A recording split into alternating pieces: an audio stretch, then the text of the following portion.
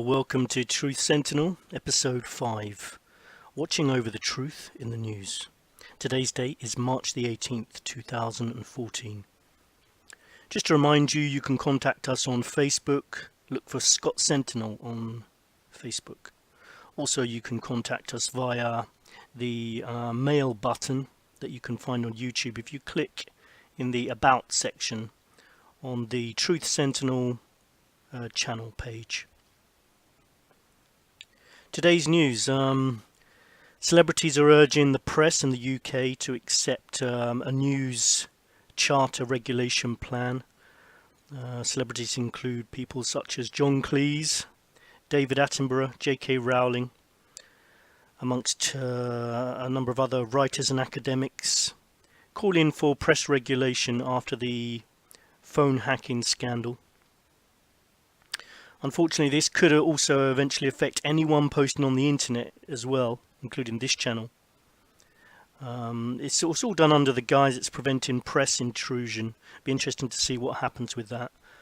This is all linked, of course, to Rebecca Brooks, the phone hacking scandal, which Tony Blair is revealed is someone who Rebecca Brooks considered as a very, very close friend, was sending text messages. There may be more to that story even. I'm not going to go into that at the moment, but there could be a lot more scandal coming out there. The big news of the day is obviously Vladimir Putin addressing the Russian parliament about the situation in Crimea, and there'll be more on that later. This was obviously after voters were asked to choose between joining Russia or having greater autonomy within Ukraine. So not exactly a clear choice there, just do you want to be part of Russia or very, very close to Russia? There was no option for those who wanted the situation to remain the same. More on that later. Also in this week's news, obviously the plane, the flight MH370 Malaysian plane, still missing. Doesn't seem to be much more news coming out about that every day. Just seems to be the same news regurgitated over and over again, with sometimes just tiny snippets of new information, but nothing really new. We'll talk about that more later too. Some more local news about the UK. A gardener in the UK stole hundreds of thousands of pounds off an old woman whose garden he was looking after. When he was caught, he was simply let off, and the judge ordered his name should not be released to the press. So this guy conned this old woman out of hundreds and thousands of pounds, and for some reason has been allowed to get away with it after the social services alerted the authorities, and his name is being protected. He's not allowed to be revealed by the press. And this is becoming all too common these days. I mentioned about the Bulger killers who've been not only protected by the press, but have been given whole new lives after murdering a toddler. They have been given hundreds of thousands of pounds as well to set up new lives, new jobs, relocated to new areas. I did hear rumours, I'm not sure if it was true, they were given new lives in Australia at some point. But whatever happened, they've had millions of pounds spent on them. It just seems crazy to me that the victims are being protected way more. Sorry, the perpetrators of crime are being protected way more than the victims. Also in the news this week, researchers believe they found the signal left in the sky by this super rapid expansion of space that must have occurred fractions of a second after the Big Bang and after everything came into being. They say that they've traced the signal back to the millisecond just after it occurred billions of years ago. I'm quite skeptical about a lot of science, to be honest, because apparently we can do this. We know what happened the billionth of second, millisecond after the Big Bang occurred, and yet we don't appear to have the technology to find a big plane that went missing a week ago. I'm just very skeptical about the knowledge we profess to have about anything. I find it hard to get excited about scientific discoveries sometimes, because a lot of people can't understand what they're actually talking about, and we assume they must be super intelligent, but it could just be they're hyper arrogant and think they know things which they probably don't know, in my opinion. I'm not convinced, but apparently they're likely to win the Nobel Prize for this. Talking of the Nobel Prize, it's not just for achievement, it's also for peace, obviously, and these Nobel Prize people seem to have gone bonkers in the last decade, handing a peace prize to Obama and overlooking someone who actually deserved it more recently, Malala, the girl who got shot by the Taliban. They gave it to a government agency instead. It just seems crazy. Did you know that you get awarded $1.4 million if you get awarded that peace prize? Now, apparently Obama did donate at least half of his money to charity. Who knows what he did with the other half? This week also, the inventor of the World Wide Web has marked the 25th anniversary of his creation, calling for a Magna Carta, Bill of Rights to protect the internet. I think that's definitely needed. I think the internet will become under a lot of attack over the coming years and will become less free. So Tim Berners-Lee was on the BBC Breakfast Show, and he said that it could be compared to human rights. He was criticising the government regarding surveillance because of the leaks from Edward Snowden. And we need more people like that to speak out against what's happening. We need protection from these tyrannical governments, or they're going to take away our rights. And a lot of people think that's nonsense. We live in a completely free world, but I just don't think a lot of people aren't noticing some of the little things that are happening bit by bit there, where our freedoms are being taken away. Do we have a right to a fair trial? That always was considered something that everyone has a right to a fair trial. Not anymore. That's been taken away. You just look at Guantanamo Bay. Do you have right to privacy when you write an email, surely, or a phone call? I mean, at least we have that. Apparently not. But a lot of people are quite accepting of that now. You know, if you've got nothing to hide, don't worry about it. At least our governments don't torture people, right? Do they? Well, no. Apparently they do. Guantanamo Bay again. At least there aren't cameras on every street corner or people listening to us on the streets. Well, actually there are. There's in London, for example, we've got the highest rate of surveillance cameras. You can pretty much guarantee if you step outside your house, you're going to be on camera all the time. And they now have microphones on a lot of cameras in the streets as well. So even your conversations are being recorded. Of course, this is all a lot of things that happen are also all done under a guise that they're helping to fight crime, for example. But you know, we have a police force to do that. The truth is, a lot of cameras are there to spy on us and also to raise millions and millions of pounds of revenues in the form of fines. We now have the first military drone flying over the UK. I mentioned that last episode, I think. If you're not, if you doubt any of these facts, just please check it out on the internet. You can do your own research on that. I think there's going to be many, many more drones in the future flying over the UK as well. Maybe the cameras can assist in locating their targets so they can be taken out. At least on the streets we're safe. No one, the police can't just stop and search us for not much reason, can they? Well, actually they can. Please research stop and search laws in the UK at the moment. Oh, well, at least if you own your own home, they can't get you there. No, actually, planning permission, you can't do much inside your own home without requesting planning permission. I have a friend who wanted to change part of his loft, make some changes there. People on the outside would have seen nothing of his house. It was purely inside. He requested planning permission for that, denied. So you can't even make changes to the inside of your house. They have rights over that as well. But you know, we're generally free, right? We've got the right to protest, for example. I mentioned in the previous episode, G8 protesters arrested before they protested. Okay, they were arrested in the middle of central London. A almost SWAT team like raid on their homes. Well, okay, but we're generally free, right? We've got our basic needs, water, gas, electricity.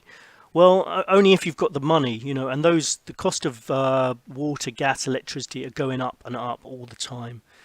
If you want your own home, water, gas, electricity in London, for example, I think you need to be earning over £40,000, really, and then you're not comfortable. That's just to get your basic needs. You need to be actually happy in London these days. I think you need £100,000 a year to be just completely relaxed, not worrying about bills or anything. So you need all these things, and if you haven't got a home, you can't just pitch a tent anywhere. In fact, there's very few places you can actually put a tent up in the UK and in a lot of countries. Um, you can't just pitch a tent anywhere. It has to be in a recognised area, which I think is wrong. I think you should literally almost be able to put up a tent anywhere within reason. Obviously there has to be some guidelines, but it's actually been stifled to the point you literally can't live anywhere if you haven't got the money. The line, the spectrum between people who believe in what's happening, conspiracies, and people who don't believe, it's quite a distinct one. Most people who believe in conspiracies believe in them because they're checkable. You can check a lot of facts of history of what's happened before. They're not. People aren't believing these things because of stupidity or that people are crazy. It's because they know what's happened. If you do the research and you check about all the things I'm talking about, you can find out that they're true. The mainstream media can no longer be trusted. I'll give you an example of some of the things I saw this week in the news, which were also actually I noticed after I noticed them. I noticed that Russell Brand is also doing a new YouTube online short TV series, radio series called The Trues. Check that out if you get the chance. Quite interesting. His take. It's more of a comedy thing, but he's got a lot of relevant points. Um, Basically, looking at the front page of the Daily Mail this week, they had very strange headlines. Things like "Price War." So you had "war" in big letters. It just seemed to me like it was trying to capture people's attention. Think, oh no, has World War III just broken out? When no, it was just talking about the price war in supermarkets. Apparently, that's more important than the actual world war that might just be we're on the brink of. No, it was just about rival supermarkets. That was on the front page. And then there was a photo of Lady Diana on the front page. They know that it sells newspapers. So they had a nice big photo of Lady Diana with completely unreal green eyes that had been touched up. All fake, as most of the stories are in the Daily Mail and in lots of other newspapers, such as The Sun, The Mirror. Be interested to hear about, I know we've got listeners in the USA and other countries. Let us know in the comments section what your newspapers are like, because we only see our ridiculous newspapers over here. My thinking is they put a full photo of Diana on to help sell the stories. Really, they should be putting pictures of her face on the front page and investigating the assassination of Lady Diana. That's very rarely going to be done. Even when new evidence comes out, it's not even covered. I'll talk more about that later anyway. There was also a picture of the usual stories from our gutter press, Renee Zellweger, two photos. One of her looking older. Apparently the Mail discovered that people age as they get older, and pointing out her wrinkles and saying, isn't it brave of her to walk out in public with all these wrinkles and looking old? It's just pathetic. It's childish. I wrote to them actually to find out why they'd done that, and the email just gets returned. And I've done that with a few stories this week. I thought I'd give journalists from the mainstream press just the right to reply. And I wrote about a couple of articles writing to the email address underneath, and they all got returned. Do these people actually exist? Also, there was more information about the cozy text that Tony Blair sent to Rebecca Brooks. Some people are even suggesting, were they having an affair? or they, that should be this kind of questions that the papers tackling, as well as the fact that our world leaders should not be in contact, such close contact with editors of newspapers. It does look like they may have been having an affair. I mean, I'm not saying that's necessarily true, but it seems incredibly cozy texts. Things like Rebecca Brooks saying, "I'm really looking forward to it," when they're talking about meeting. Very strange, with a kiss as well. A kiss sent to the Prime Minister from an editor of a newspaper. Anyway, underneath the article about Renée Zellweger pointing out all of her faults about getting too old, there was a strange article, Why Women in Their 50s Are the Happiest. It's really strange to put a photo pointing out all the flaws of someone like Renée Zellweger, all the wrinkles and about getting older, and then an article underneath, Why Women in Their 50s Are the Happiest. Just weird. I don't know. I'm not sure what they're doing, but they're trying to do something. One politician pointed out this week that I think it was the Education Secretary actually, most of the British parliamentary cabinet are made up of people who went to Eton, Harrow and other elitist schools in England. I've got nothing against these schools, but they shouldn't be making up our entire cabinet. I actually sometimes do work for one of these schools, just in a teacher kind of role. So I'm not going to criticise them totally, but it shouldn't be that one part of elitist society makes it into government. It should represent, the government are supposed to represent us, but they don't, because they're full of affluent families, people from backgrounds that have no idea what normal people are going through. Should be a cross section of society. Anyway, mainstream news and papers are good for getting a rough framework, so you can sort of pin the truth to what's really happening. And that's what we have to do these days. And the purpose of this channel is to try and work out what's really going on. I'm just going to do a quick introduction to myself again, because I'm conscious that there's new listeners coming in all the time, and not everyone's going to episode 1. So apologies to people that have already heard this. It's just so I can introduce myself, say hello, welcome new listeners.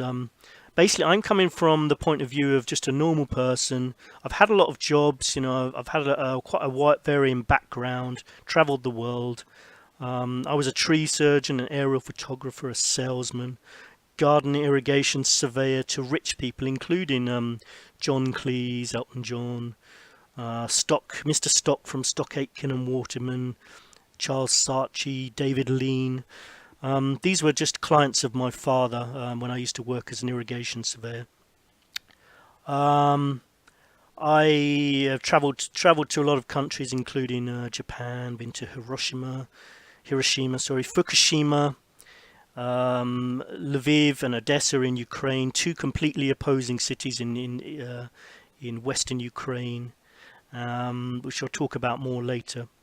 Been to Thailand, where there was a revolution going on there. Was in the tsunami, arrived literally hours before the tsunami in Thailand.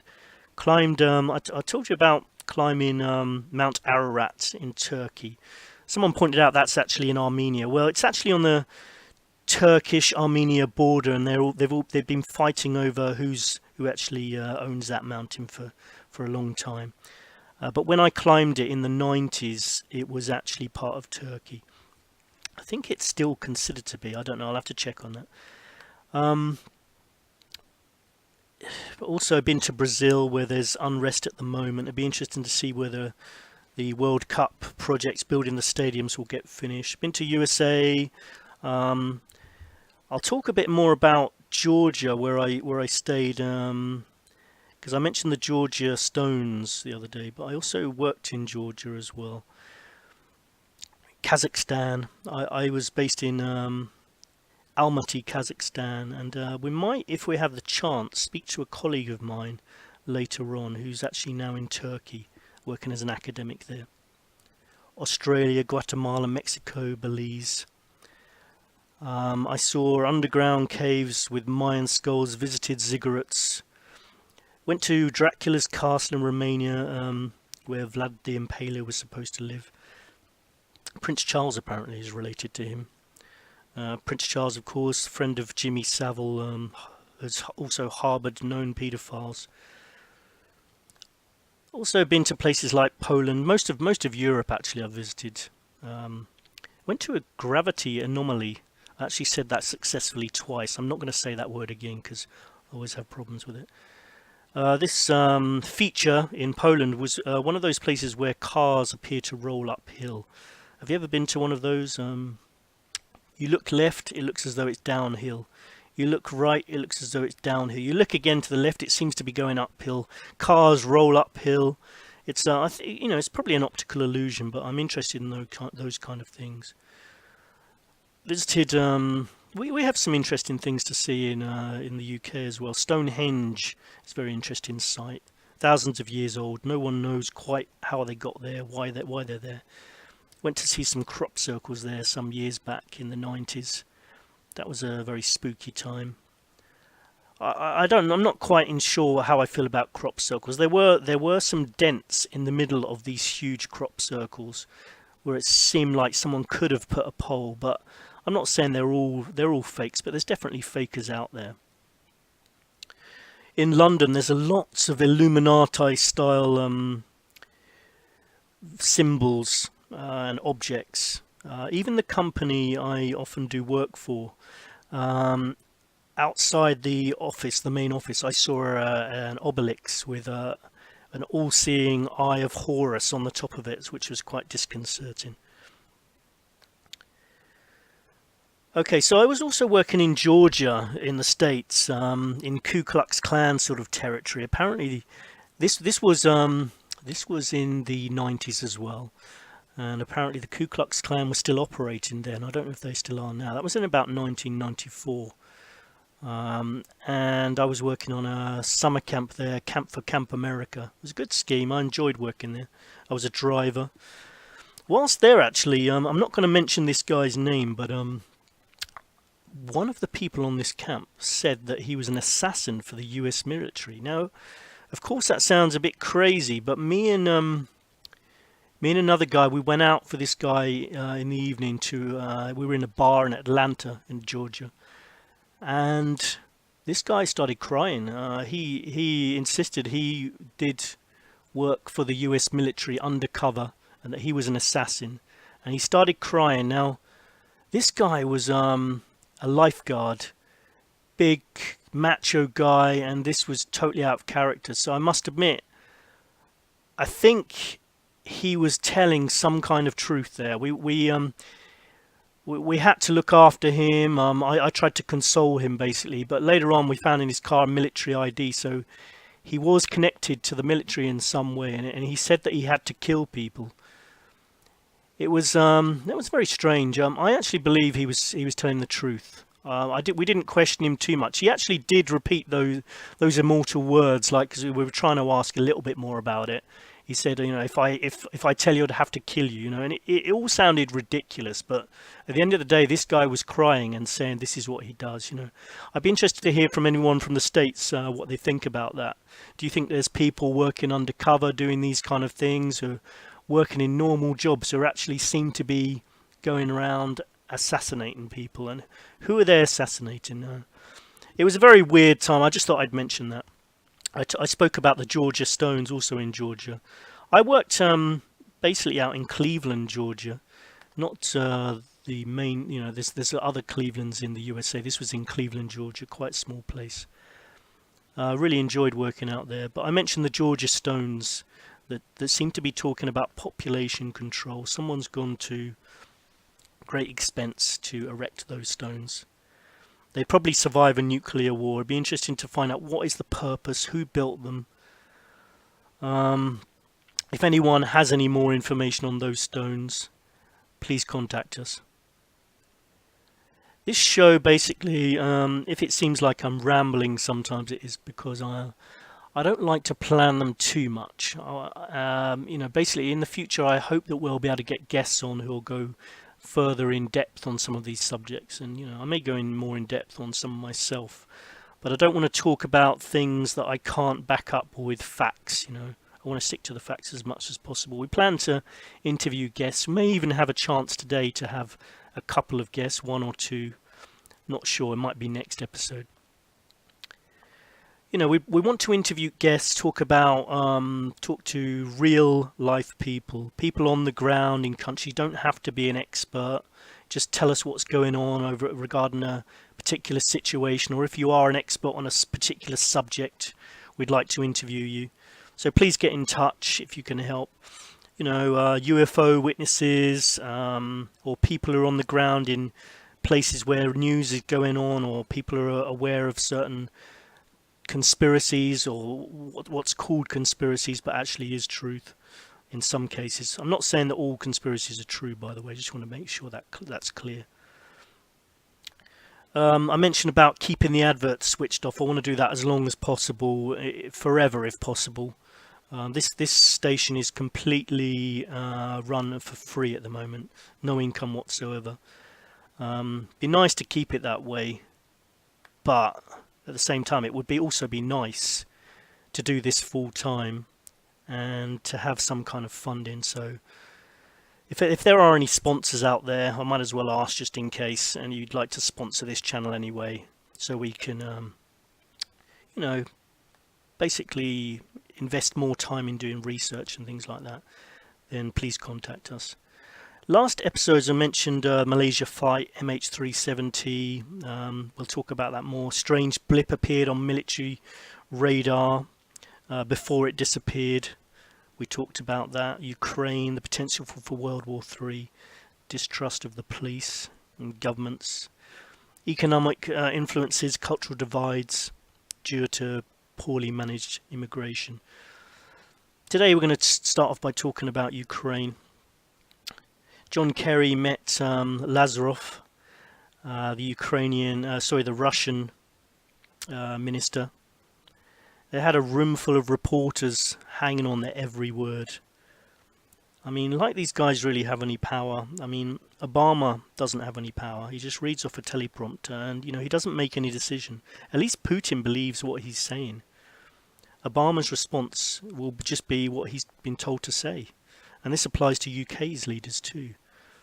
They have no real power. They're just told what to do. And that's one thing I noticed in today's speech that Putin gave to Parliament. I think there'll be a lot of people admiring him because he probably does have power. He's almost a dictator there. The vote in Crimea was always a foregone conclusion. Votes were counted by the Russians. Groups such as the Tatars didn't even vote, and they only had a choice of do you want to join Russia or stay in the Ukraine but be much closer to Russia. It's no surprise with 95% vote, although you should obviously bear in mind that there are lots of people who would be happy to join Russia, and that's fine. I think the problem is Putin's gone about this in the wrong way. And I also think there's just a lot more to this story than we know. I think it wouldn't be surprised me if this had been planned from the beginning with all parties compliant. Everybody there wants a war to occur. There's a lot of money to be made in selling military equipment and also in rebuilding after wars. We're not privy to what's happening behind the scenes. How far would Putin have to go before world leaders stopped in and took part in military action? Probably not too far. I think if he invades, goes further into Ukraine, there's going to be problems. I think I've been looking at people's views on the internet about what they think of the Ukraine war, and a lot of people say don't get involved. But I think it's not so much a question of that. I think nobody knows what's really going on. So all people's arguments, political arguments about this and that, and we shouldn't get involved, it's all irrelevant, because if they want to have a war, they're going to do it. And also, you've got to ask questions of yourself. If you don't want to become involved, so what could they do? Could they slaughter millions of people before you'd want to get involved? These are all quite a lot of questions can go around in circles. I think it's just the fact that nobody knows really what's going on anyway. I think people find it easier to let wars, civil wars or wars amongst a couple of nations continue if they don't know the people involved. And that's why I think travel is important. I think wars could be stopped. If you had like lots of Chinese friends, lots of Russian friends, lots of Ukrainian friends, lots of Korean friends, lots of North Korean friends, it'd be much, much harder for the people of a country to want their leaders to go to war, because it would be personal, and you would have people to think about, like, no, I don't want to go to war with North Korea because I've got a lot of friends there. Yeah, it's not happening obviously with North Korea because you can't meet people from there very often. My personal opinion about how to resolve world issues is criminal courts that really hold world leaders responsible. Any world leader that suppresses their own people or gets involved with killing people or controlling the media, or spying on their citizens should be arrested. Like I mentioned before, that does mean all our world leaders will be arrested too, unfortunately. But that's what we need, instead of actually taking part in wars, Because if you think about it, like during the Second World War, soldiers didn't really want to kill each other. On Christmas Day, I was watching a documentary the other day on the Second World War. No, sorry, the First World War. And but when the soldiers were exchanging presents on Christmas Day, Germans and Russians and the British, and they were exchanging, and the Americans as well, I think, and they were exchanging presents, and they didn't want to kill each other really. It's the politicians that lead people into wars, and they're the ones that need to be arrested. Talking a bit more about Ukraine, so Crimea was originally Russian. Khrushchev, who was born in the Ukraine in 1954, gave that part of Russia to Ukraine. And Putin was speaking a lot about that today. He gave a speech to Parliament, lamenting the breakup of the Soviet Union, basically indicating that what happened in the past with the breakup of the Soviet Union happened too quickly, and it was a historical injustice, to use his words. There's a danger that Putin and Russia will be seen by a lot of people as getting things done, because in comparison to other world leaders, he's at least decisive and not a complete puppet. I was going to say Muppet, but puppet's probably better. In truth, he's he's arrogant and dangerous. Ex-KGB. I think what comes out of his mouth is not to be trusted and believed. He said something like, "We respect all nationalities in Crimea," but I mean, he doesn't even respect minority nationalities in his own countries. There's you can check out on the internet there's people have been Asians have been killed in Russia, and the government has done nothing to stop those kind of Nazi-like organisation that go around killing Kazakhs and Chinese, and it seems almost like the government are compliant. I think Putin did say recently about minorities, that they don't pander to minorities. But here he seemed to be saying the opposite almost today, that they will be, they do respect minorities in Ukraine, like the Tatars. I'm not going to criticize Putin too much. There's some things that you can't disagree with that he says today. He's right about the hypocrisy of the West. He's totally right about that. He was saying their illegal wars are fine, but not this one, so there is a lot of hypocrisy. So it's almost, I think a lot of the arguments, political arguments, are almost irrelevant. It's what's going on behind the scenes that really matter, and when we're not privy to that information. Part of Putin's danger is the support of millions and millions of Russians and some Ukrainians as well, who admire his strength.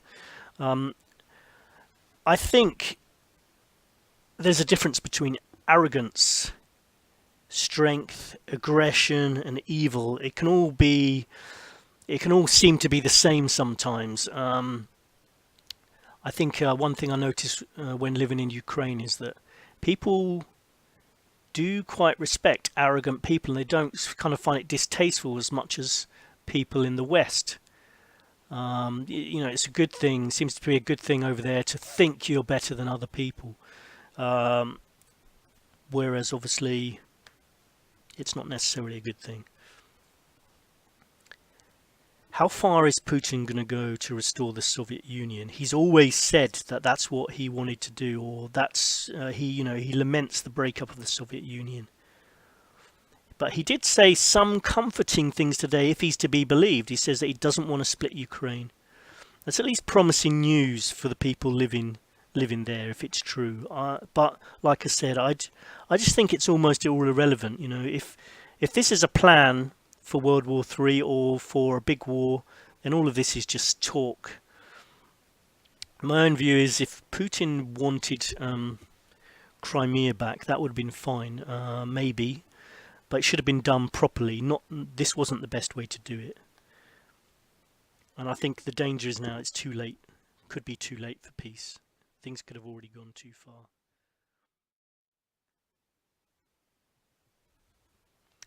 Welcome back to Truth Sentinel. Just had a tea break there. As I was saying, so we were talking about Ukraine. Russia's Sergei Lavrov, sorry I mispronounced it earlier actually, tells John Kerry recently that Crimea sanctions are unacceptable. David Cameron also says Russia's act today is unacceptable. These words become quite boring after a while. They always seem to use the same words. It's you just get the impression they don't have much feeling behind it. Standard off-the-shelf kind of responses. I think our world leaders are unacceptable. We need people who really give a damn about what they're talking about. In the news this week and last week as well, there was protests in Turkey. I don't know if you heard about those. I'm sure you did. I'm sure a lot of you did actually. Birkin Elven, a boy who was in a coma, had been in a coma since June last year. He was originally hit by a tear gas cartridge during anti-government protests in Istanbul, just on his way to the shops, and got hit by one of those canisters deliberately from very close range.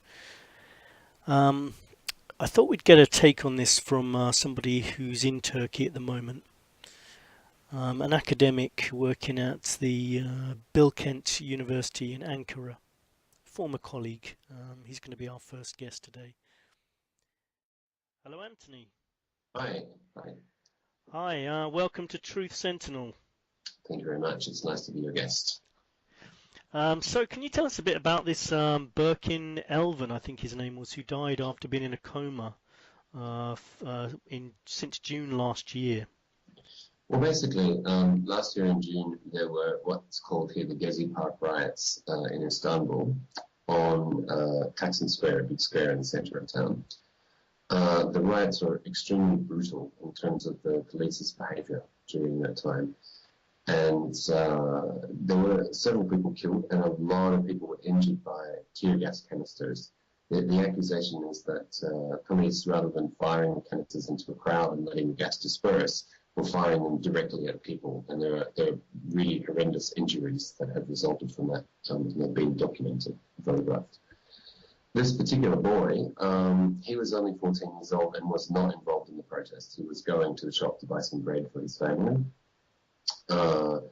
It seems that looking at his injury profile, it seems that what happened is that a police officer fired a tear gas canister directly at his face. From close range, yeah? From close range, yeah. And the result of that was a coma. The coma lasted for 269 days, and during that time, I guess because he was quite an innocent-faced boy and was not involved in the political situation at all, he kind of became a symbol. There was a lot of texting going on in the 270 days between Gezi Park riots and his death, with Turkish people just saying, we're praying for Birkin, we're praying for him. Then he passed away last week, and basically the country went quite insane for a couple of days. Was it was it the whole country or just Istanbul? So there were, in fact, Ankara was a major contributor, and there were riots in Istanbul. The police tried to block off the parts of Istanbul which hosted the riots last year, and that created some fairly savage conflicts there. There was a big protest in Ankara. The police here are very, very early to get out the nasties. They get out the tear gas at the slightest inclination. So you can just be on a city bus and suddenly you get the steam in your nose and your throat, and you know that somebody's demonstrating somewhere and tear gas is being fired at them. Right. Yeah, so Istanbul and Ankara really went up, and there were protests in something like 36 cities around the country. And are they continuing these protests? At the moment, no. There's an election coming up on the 30th of March, and I think that as the election approaches, we'll see more, let's say, street politics. And is it mainly young people, or is it people of all ages? I would say that it is in around the country. I'd say there is a bit of a generational divide, and that there are mostly young people protesting. However, in Istanbul, it seems to be a lot more broad-based. Especially since the death of this boy. His funeral, at his funeral, the police turned up in riot gear. Sorry, not his funeral.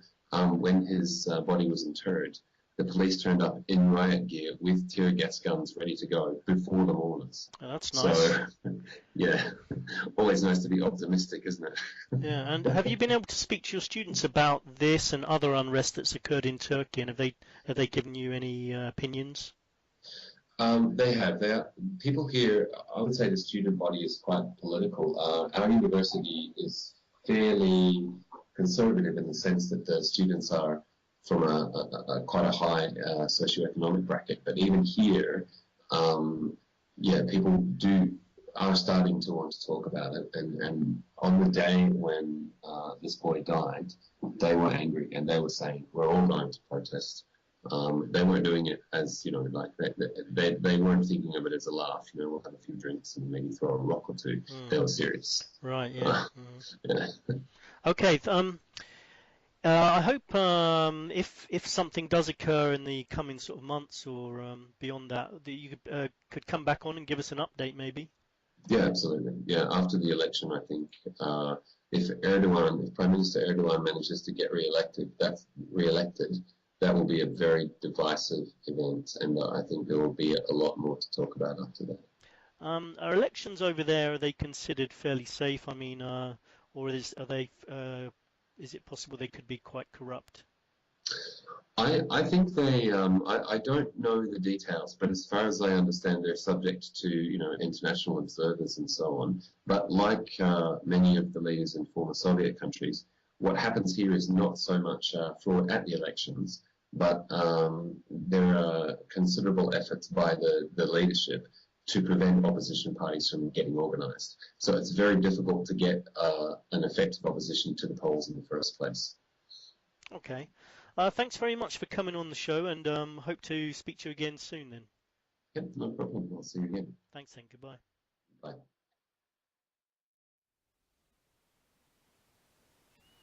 So Malaysia Flight 370 still not yet found.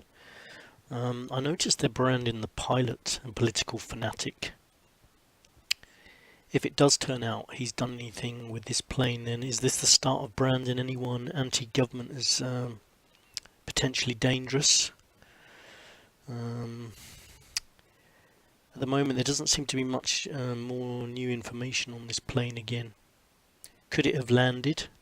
A lot of the articles don't seem to be taking that into account, or sorry, at least the Malaysia Airlines, they don't seem to be talking about that as an option. Not until recent anyway. They haven't been looking on land, they've just been looking in the sea. People seem to be quite pessimistic about the whole thing. It'd be nice to imagine that they have landed in this as a terrorist situation, hostage situation, sorry, and that there's a chance, it'd be so great if something good comes out of this. I fear that's not going to be the case personally, but it'd be nice if it is. Could it have landed in Australia, in Kazakhstan? These seem to be two of the countries mentioned. I used to work in Kazakhstan, actually. very corrupt place, although I think it is improving there. It's just that it was the only place I was actually arrested at the end of a lesson when I was teaching English over there. Arrested and then escorted home because they were trying to find out if the teachers there had papers or everything was legitimate. It was actually just, I think it was just a rival school who was just trying to cause trouble for our school. Did the plane land in Turkmenistan? There's all kinds of theories of places where it could have landed at the moment. I think somebody does know what's happened. They're just not telling us. Whether Malaysia Airlines know what happened is another matter. But I think somebody knows what happened. Whether the truth will ever come out is another thing. Maybe they will have to destroy this plane as one option, even if they did make it and land somewhere. So frustration, lack of info on this flight at the moment. I was reading that one flight expert, John Goglia, said that if the plane did go to 40,000 feet, it should be okay if the cabin remained pressurized, but not if it didn't. So could the plane have flown to 40,000 feet, depressurize the cabin to kill or asphyxiate the passengers so that they couldn't contact people on mobiles or anything like that? Because it does seem strange that there's been no way for the passengers to contact the outside world. I mean, what about the individual phones of each passenger? Surely they could be tracked. Every phone's got GPS, there's laptops, there's all kinds of technology. I just don't think that it's this plane is completely hidden or was completely hidden from any kind of communication system. Countries have been asked to share radar data. What if a country is actually involved in this? They might not want to share the radar data, or they might be hiding it themselves. I guess any country that doesn't release data, though, will be a country that will be watched. China says it started searching its territory for missing Malaysia Airlines flight, and Australia's narrowed its search area to the south of Australia.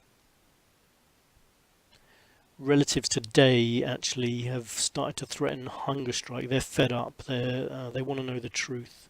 I don't blame them, really. I'm sure somebody could give them some information.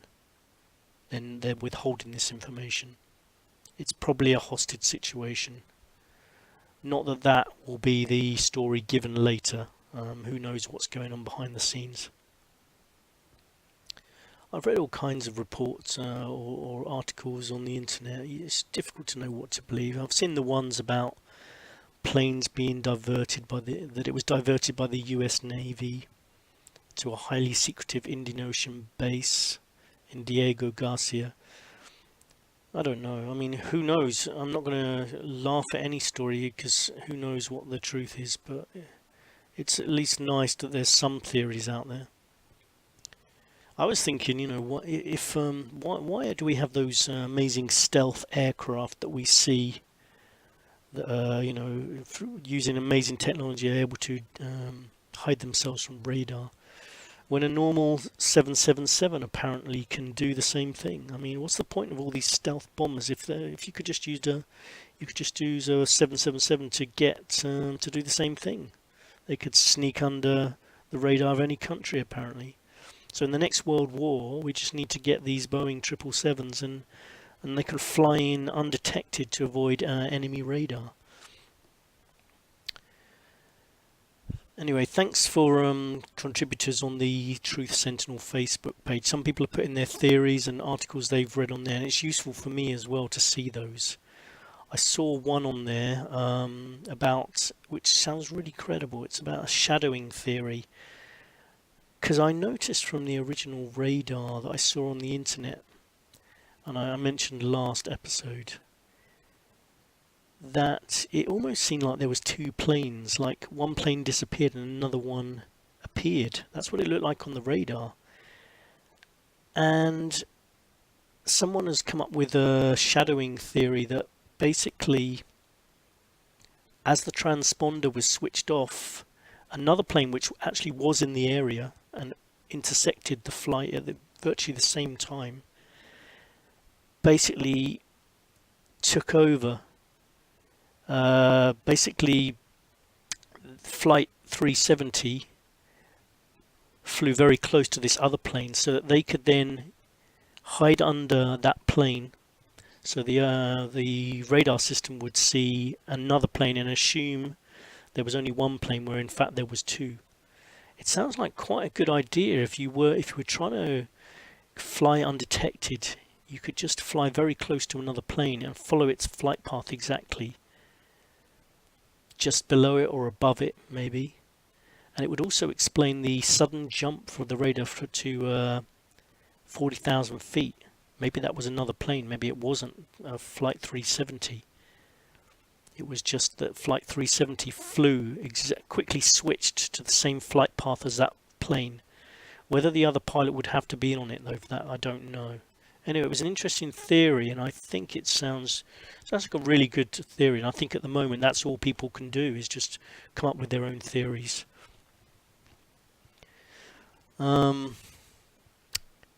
So anyway, if that did happen, they would have had to fly close to the other plane, maybe with the other pilot compliant, wouldn't get picked up on radar until it could eventually later on branch off unnoticed and land somewhere. And we can only speculate. It may be that a version of the truth will be created later for the public. That doesn't mean it's true, though.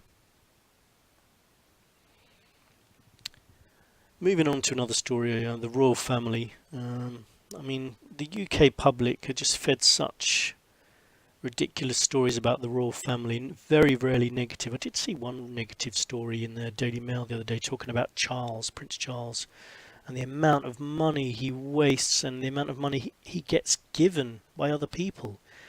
Seems really odd to me.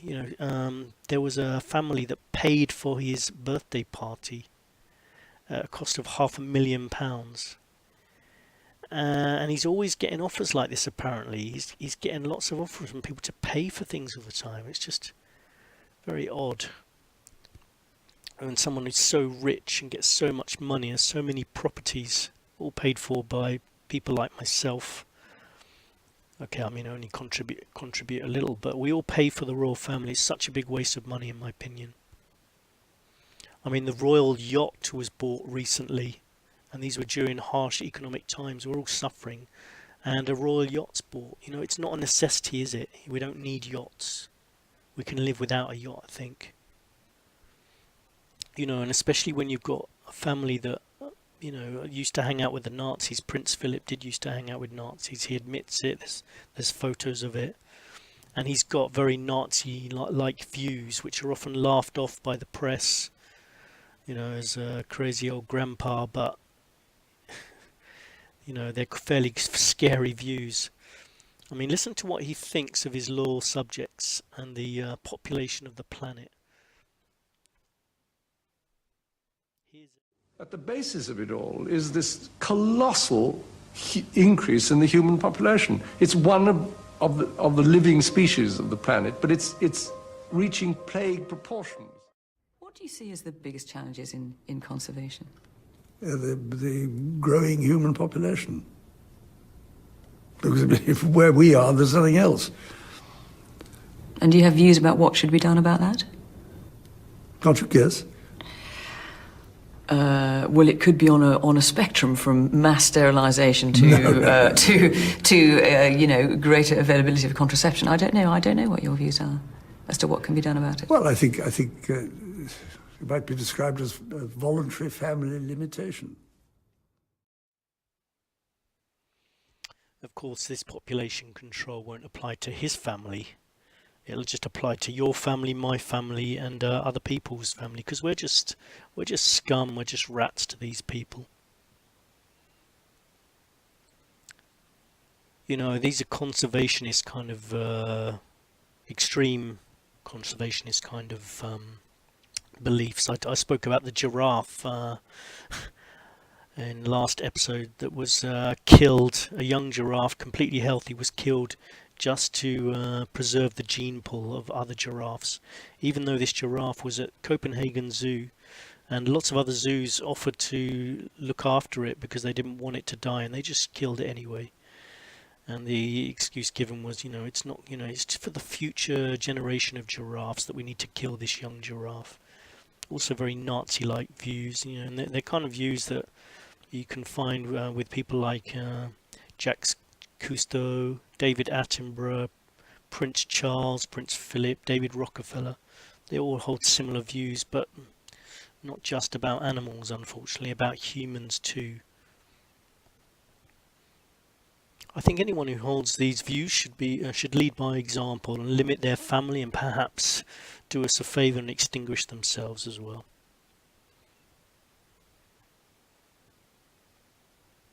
Talking about population control, someone wrote in the comments section about Agenda 21. It's definitely worth reading up about Agenda 21. You can find a lot of information about that on the internet.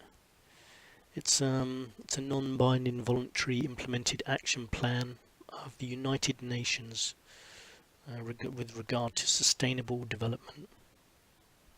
They use a lot of compassionate sounding terms like population stabilization, sustainable development, but it's really about taking away liberties and to control human existence, control the land, control children. That's definitely happening. A woman in the UK was recently forced to have a cesarean after the government and the state said she was not capable of looking after her unborn child. You can check that out if you look on the Daily Telegraph website and do a search for mentally ill woman to have forced cesarean. Apparently she wasn't really mentally ill. She had bipolar or something, bipolar disease. And I think they haven't given her child back yet. She's having to fight for it to be given back. There's a lot of cases like that anyway. Check it out. I mean, I might have some of the facts wrong now. I don't know if she's had her child back yet, but she was definitely forced to have a cesarean. I'll try and put the link in the comments section. There's also part of this Agenda 21 Global Citizenship Education Program. Basically a bit like the No Child Left Behind program. The children are going to be educated into sort of collectivism. And they basically, these globalists represent the notion that,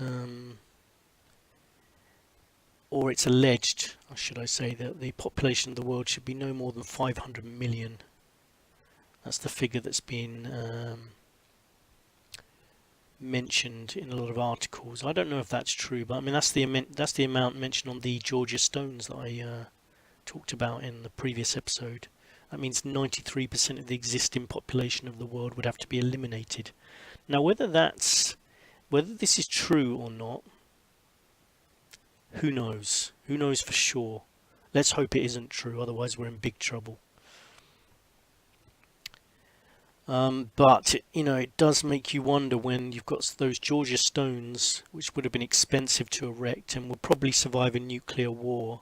Maybe there's some kind of monument they've built just to show what they're going to do, almost laughing in our faces. Okay, some other news this week. A Muslim man was sentenced to 6 years in prison for making videos laughing at the death of Lee Rigby, the British soldier killed in Woolwich, which is east of London and the UK. I mean, this man also went round the streets telling people to cover up. It was as it's a Muslim area, there's videos of him doing that. I mean, in my opinion, he shouldn't be imprisoned. We should have freedom of speech, because if you imprison people like him, it's going to be turned on against us later. That's how the elite operate, basically. But I do think he should have been deported immediately. If people go around sort of encouraging violence, laughing at people killing other people on the streets, and trying to control other people by saying this is a Muslim area when it's it's a different country, to where they've come from. You can't. I would never go to another country and then start implementing laws myself by driving around in a car in a loudspeaker and saying you can't do this, you can't do that. It's just crazy, you know. He should have been deported, basically. That's all. Not put in prison. I mean, we have to pay for him to go to prison as well. What do you think? What do you think? How far does freedom of speech go? Are there any exceptions?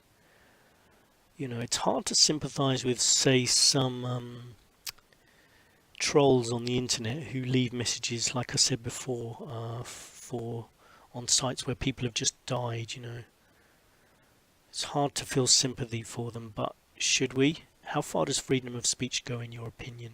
Maybe you can leave some comments in the comment section under this video, audio video, and also on Scott Sentinel's Facebook page.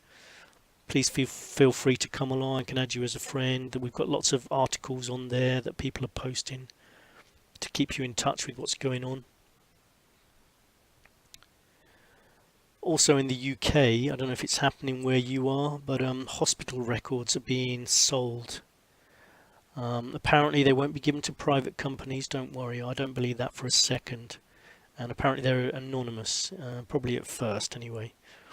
It's I certainly want to opt out of this scheme. Apparently we have a choice. I'm going to make sure I contact my doctor and say I don't want any of my hospital records taken away and used by anyone without my permission. The phone hacking trial continues here in the UK. It sounds like it's throwing lots of interesting information up, which isn't being investigated, of course, because the media no longer do that. All we can do is have a look at it and try and work it out for ourselves, and that's the purpose of Truth Sentinel. So apparently Princess Diana gave a royal phone book to the News of the World because she wanted, this was sort of part of her ongoing battle with Prince Charles. You know, I mean, it sounds like, you know, you can almost unravel the truth about her death as bits of information come out bit by bit. You can't hide truth forever. It eventually comes out. And this phone hacking scandal is revealing all kinds of things.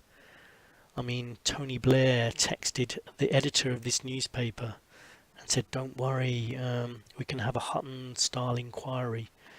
The Hutton inquiry was in regard to David Kelly, a weapons expert who was found, believed to have committed suicide, found with his wrists, one of his wrists cut. And he tried to expose that the information about the weapons of mass destruction given to the UK Parliament and the UK government had been sexed up to make it look as though there was weapons of mass destruction in Iraq. So we had to obviously go to war with them. So he tried to expose this and then wound up killing himself by cutting his wrist and taking lots of tablets. Apparently he hated tablets and wouldn't have likely swallowed 29 of them, which is supposed to have happened. A lot of people think he was murdered. You can actually see an article about that. I've put an article on the underneath episode 4. I'll try and put it on the Facebook page as well. British diplomat David Brewster told the Hutton inquiry that some months before David Kelly's death, he had asked him what would happen if Iraq were invaded, and Dr. Kelly replied that he would probably be found dead in the woods. Interesting. He was found dead in the woods. You know, when people predict their own death, you have to investigate, you know, you have to investigate properly. I've put an article in the discussions part of Truth Sentinel as well. The article's entitled "Why I Know Weapons Expert Dr. David Kelly Murdered MP." So you can have a check of that if you want to read more about that. Okay, let's move on. You know, I mean, it wasn't just David Kelly that predicted his own death, saying he'd end up dead in the woods. It was Lady Diana as well. who seems to be cropping up in the paper a bit more recently. She said, she wrote in a letter to her friend, "They're going to kill me in a car accident." Apparently that's not important though. That's not, it's been brushed off by a lot of people, including the press. Haven't really investigated that too much,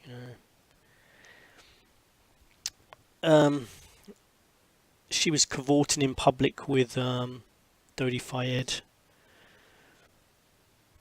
I think a lot of the situations regarding Lady Diana's death are suspicious. It happened in a tunnel. Where else could you kill one of the most photographed women in the world at that time? It'd be very difficult to do it in public. You'd have to do it behind closed doors or perhaps in a tunnel. Strangely enough, all the cameras were switched off leading up to that tunnel, and inside the tunnel that day, for the first time in a number of years, I think. A bit suspicious. What were the motives behind that, do you think? I mean, some people say the military didn't like the fact she was getting involved with landmines. Obviously the royal embarrassment of the things she was doing. Other people say she had knowledge of what goes on at the palace, and there could well be some bizarre things going on at the Buckingham Palace, and maybe she was privy to it, and they didn't want it getting into the wrong hands. And with her, and obviously now it's coming out that she released phone books of the royal family to the press, then I think it'll start to come out that there was very good reason to kill her by someone. Possible pregnancy. There was a long delay from her getting from the ambulance to the hospital. Ridiculously long delay. Quite suspicious. No memory of the driver. Lost his memory. He did at one point start to talk and then retracted what he said later. You can check all these points on the internet, Remember also, we know that cars can be remote controlled these days, so it would be fairly easy to crash a car going at speed through a tunnel remotely even. You could do it with a flash of light inside the tunnel so the driver couldn't see, or you could use a combination of things. Lady Diana was seen alive after the crash by a reporter. So she actually survived the accident but died. Well, it's not surprising if it takes you an hour to take her to hospital. Also, a paparazzi photographer named James Anderson, who many believed was driving the mysterious car seen at the scene that disappeared. He was found shot in a forest. The blood samples taken from the supposedly drunk driver of Diana's car looks like it could have been taken from someone else, as it had high levels of carbon monoxide, probably from a suicide victim. Then, of course, more recently we had this information which has been totally hushed up by the press, not mentioned much anymore, but you can check this out on the internet. A woman said that the SAS gave her an envelope, because her husband was in the SAS, I believe. The SAS gave her an envelope stuffed with money. She actually mentions the figure £500, which isn't a lot, but maybe they thought that was enough. They gave it to keep quiet about Diana, because she'd been told by her former husband, who was a sniper for the SAS, who claimed that Princess Diana had been murdered by their regiment. Of course, this is preposterous, ridiculous, or is it? It's... This woman has said this, it should be investigated, particularly when you start adding up all the evidence. You can't, there's got to be an independent investigation by another country maybe. That's the only way you could possibly get to the truth. The usual reaction by people who want to cover it up is, this is just ridiculous, preposterous. That's how it's covered up, basically. It's covered up by people who don't want to investigate when it should be investigated. Do some research on that anyway. At least if you think it's ridiculous or stupid, do as much research as you can about that. Read everything, all the conspiracy theories as well. Then make up your mind.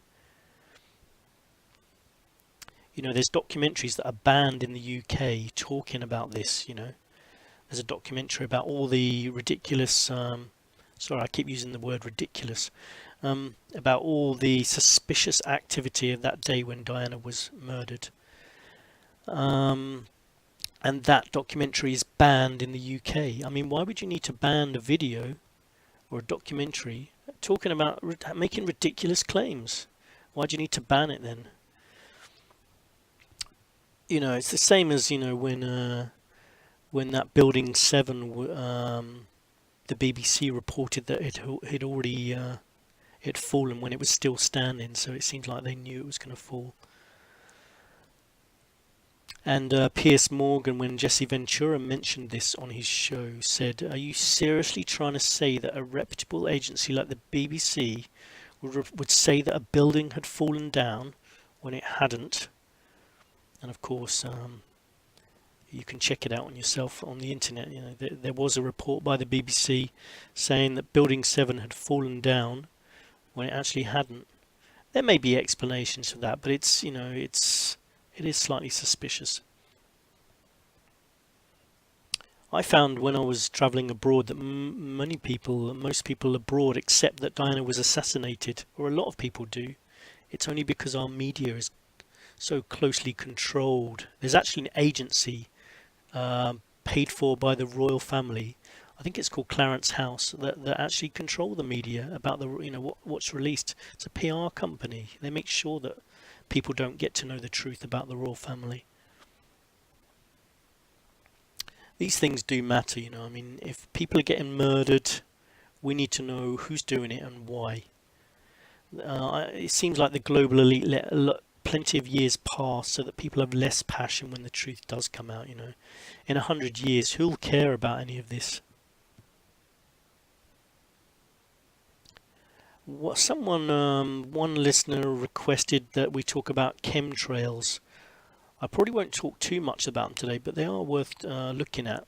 I mean, they do exist, that's for sure. I mean, Al Gore mentioned them himself on Ellen DeGeneres' program. It is happening. To what extent, I don't know. But the fact that the government would spray chemicals in the air without even asking people, that does happen. You know, even when I was in Ukraine, when there was a swine flu epidemic, and I actually and a pneumonia epidemic, and I actually did catch that. I was in hospital for 10 days in Ukraine.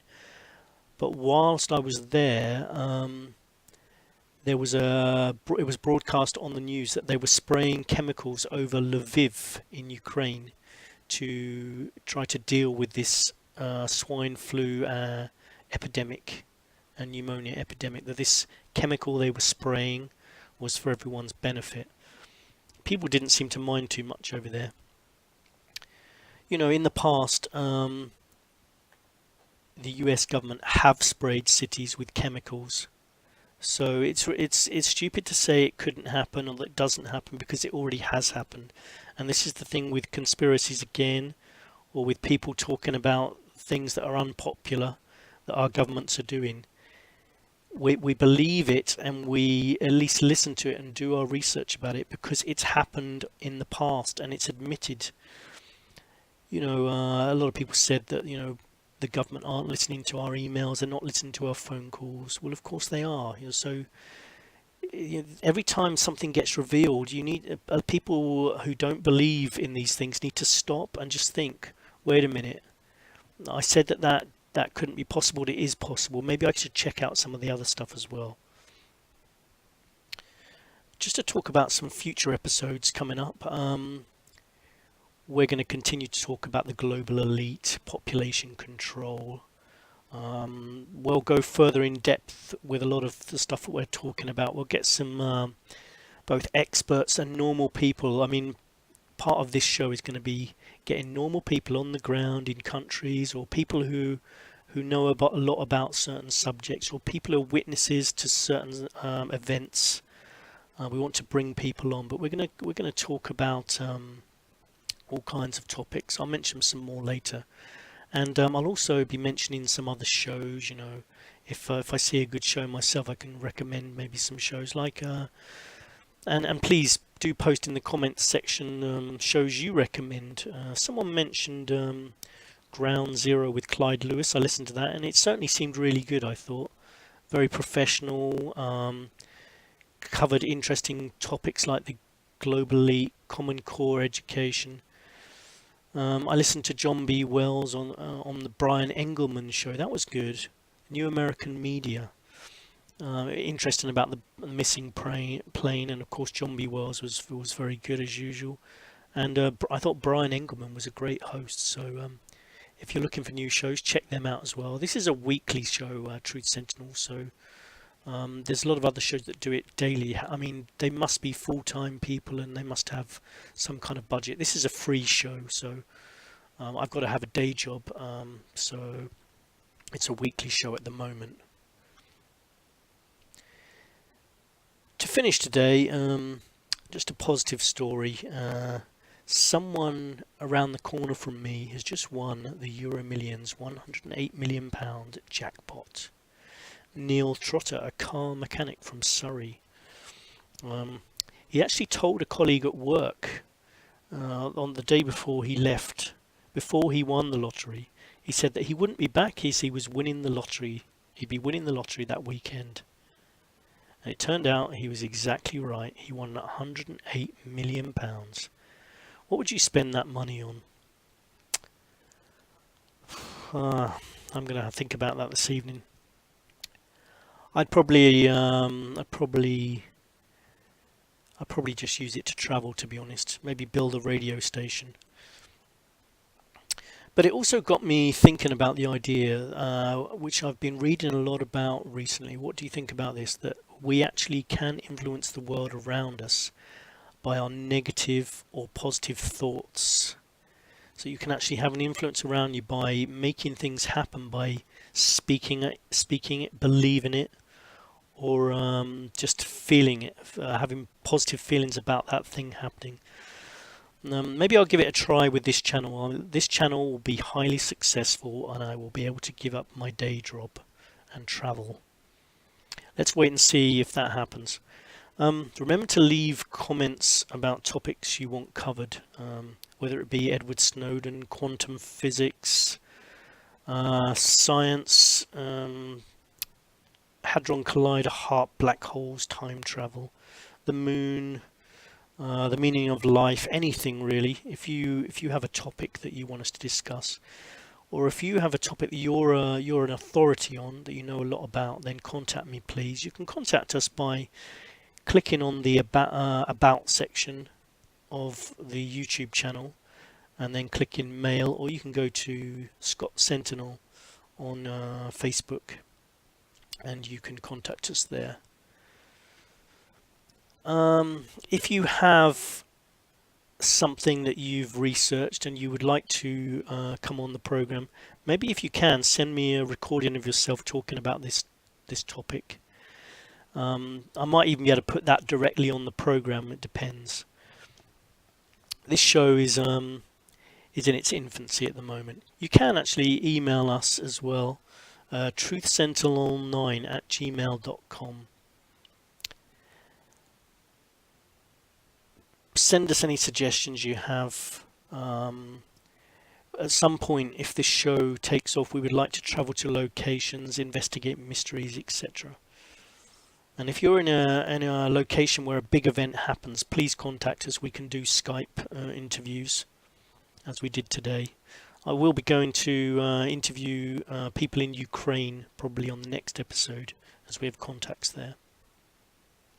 Also, if you think you'd be able to sponsor this program, or you'd like to advertise on this program, well, the only adverts we would ever have on this program is something related to what we're talking about, or something that we think the listeners would benefit from. I don't really see this program being ruined by having lots of adverts, so don't worry about that. But we do want to increase the amount of listeners. We do want to make this more professional, maybe by being able to travel, being able to do this full time. you know, maybe, or, you know, at the moment it's just a hobby. Let's see what happens. Thanks again for listening and for the positive comments you've left. That's been very encouraging. Show your support, subscribe to this channel. It's completely free. Catch you later. Goodbye.